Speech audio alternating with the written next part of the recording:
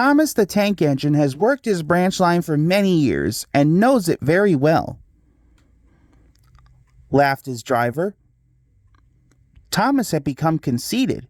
He didn't realize that his driver was joking. Later, he boasted to the others. Snorted Percy, said Toby earnestly. Boasted Thomas. The next day, the firelighter came. Thomas drowsed comfortably as the warmth spread through his boiler. Percy and Toby were still asleep. Thomas suddenly remembered. He chuckled. Thomas thought he was being clever, but really he was only moving because a careless cleaner had meddled with his controls. He soon found his mistake. He tried to whoosh, but he couldn't. He tried to stop, but he couldn't. He just kept rolling along. He didn't dare look at what was coming next. There was the station master's house. The station master was about to have breakfast. Cried Thomas and shut his eyes.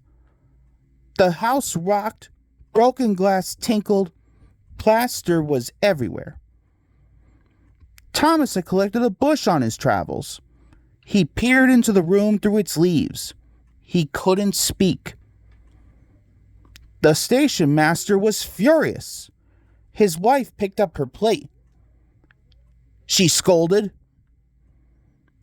She banged the door.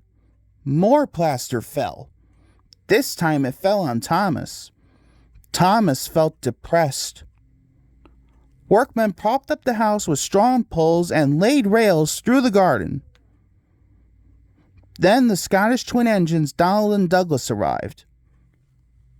They laughed. Donald and Douglas, puffing hard, managed to haul Thomas back to safety. Bits of fencing, the bush, and a broken window frame festooned his front, which was badly twisted. The twins laughed and left him. Thomas was in disgrace. There was worse to come. Thomas's voice was muffled behind his bush. Thomas spluttered.